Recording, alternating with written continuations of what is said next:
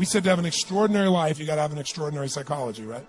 Extraordinary psychology means you got to live in an extraordinary state. To be in an extraordinary state, you got to condition your nervous system, your body, your physiology and focus to be at their best. Then to do that, though, you can do that. Why doesn't everybody? Not because you can't. We all have the ability. It's because of our standards. Think about your own life. I know there have been areas in your life where some point in time you just shifted and you raised the standard and your life changed. Because whatever people have their identity attached to, they live. We live who we believe we are.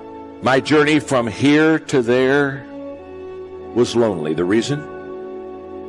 I was willing to be wrong and admit wrong so that I could grow and so that I could change. You see, growth is a result of bad habits dropped, wrong priorities changed, and new ways of thinking embraced. It happens only when we question ourselves enough to ask serious questions from others. The people who do not grow are unwilling to ask themselves or others hard questions. They are unwilling to leave what they have known and practiced. They are not willing to be wrong so they can discover what is right. Therefore, they cling to right, and their lives turn out wrong. How sad. We get what we're looking for. We filter out everything else in our life. You're going to get what you're looking for even if it doesn't even exist. Even if it's not even there. If you're looking for negatives, if you're looking for setbacks, if you're looking to be looked over, you will find it even though it's not supposed to be there. But if you're looking for victory, for winning, for recruits, for people to change your life, for magic moments, you will find them if you're looking for them. I promise you that's true in life. Your brain, when you condition it, knows exactly what to go for and it'll find a way to get there. When you decide what's most important to you, your brain goes after it. Surrender of being right enables us to ask questions that others can answer and add value to us. Surrender of being right is the prerequisite to finding right. I believe that with all my heart. And here's what I know. I never want to get to the place where I've got it all figured out. I still want to keep learning, I still want to keep growing, and I still want to be a student. And I still want to be on a learning curve, and I still want to value people, and I still want to walk into their life and say, look, you have something that if I could just ask the right question, you could impart to me that would help me, that would allow me to become a better person myself.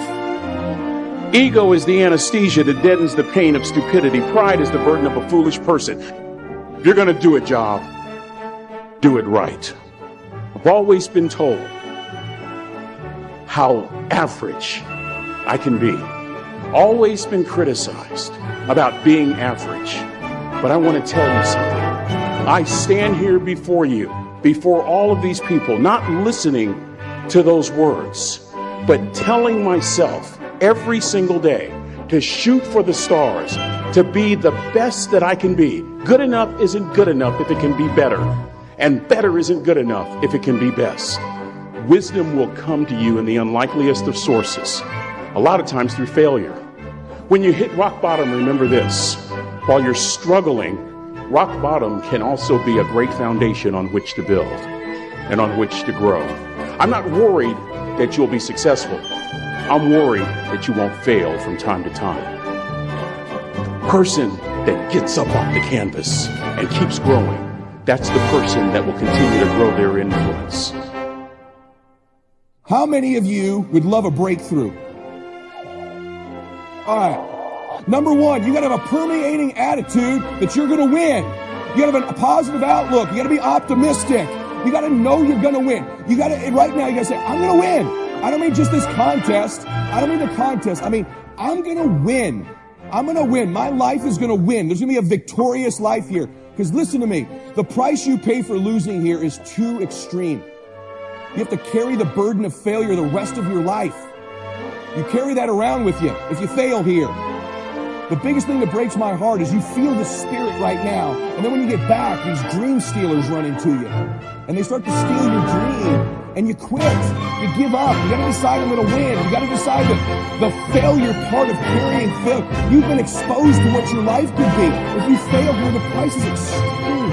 It's forever. You carry the failure forever. I'm being honest with you. I meet people oftentimes that say, I was in WFG, you really changed my life in this meeting, but.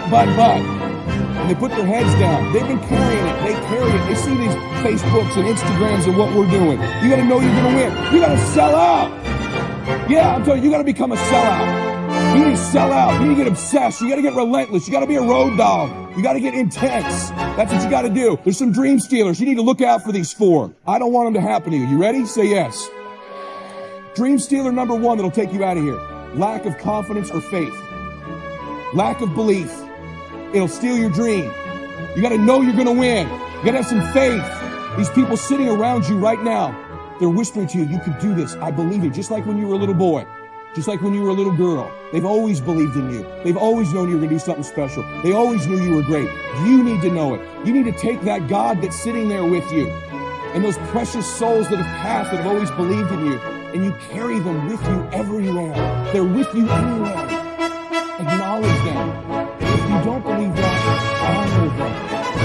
Honor God. Honor these people who believe in you with your magnificent life. Honor them. Don't give in to lack of belief, lack of confidence. Don't ever do that again. Whether you're in WFT or out of WFT, you were made to do something great. You're special. You were made in the image of God. Something awesome is supposed to happen for you. And those of you that have made something awesome happen, something even more awesome is supposed to happen for you.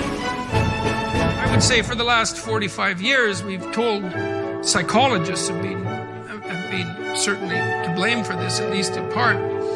You're okay the way you are. That's what we tell young people. Oh, you're okay the way you are. It's like, and there's nothing worse than you can tell someone who's young than that, especially if they're miserable, and lots of them, well, if they're miserable and aimless, it's like, oh, I'm miserable and aimless, and sometimes I'm suicidal and I'm nihilistic and I don't have any direction in my life. It's like, well, you're okay the way you are. And it's like, they don't want to hear that. They want to hear, look, and you know this, you're useless. You know nothing. You haven't got started. You've got 60 years to put yourself together, and God only knows what you could become. And that message is so much more, it's so funny because it's such an attack, but it's so positive. Because there's faith there in the potential that makes up the person rather than the miserable actuality that happens to be manifesting itself at the moment. And young people respond extraordinarily well to that. And you know that if you're a parent and you love your child, your son, your daughter, what you're trying to foster is the best in them. You want that to manifest itself across the course of their life. You want them to become continually more than they are, to see what they could be.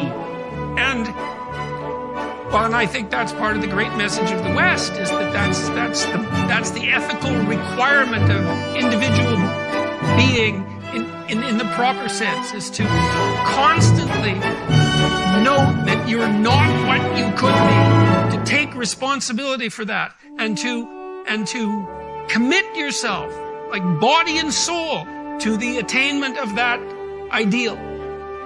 So I have this thing that I've been promoting called No Whining Wednesdays. Wednesday, you cannot whine, complain, or criticize. And people are like, well, what is whining? Whatever you think it is, don't do it. And every time you do it, you have to put a quarter in a jar. If you whine about anything, I can't, why do me, why don't you, why have me? Every one of them will cost you a quarter. Or complaining, why do you always, how come you, they never, cost you a quarter. Then last week, I had people send me pictures of their jars of quarters. Oh my God. But what they said to me also was, this was wonderful, because I was never, ever aware of how much whining and complaining and criticizing. Now I've got children. So Wednesday is No Whining Wednesday.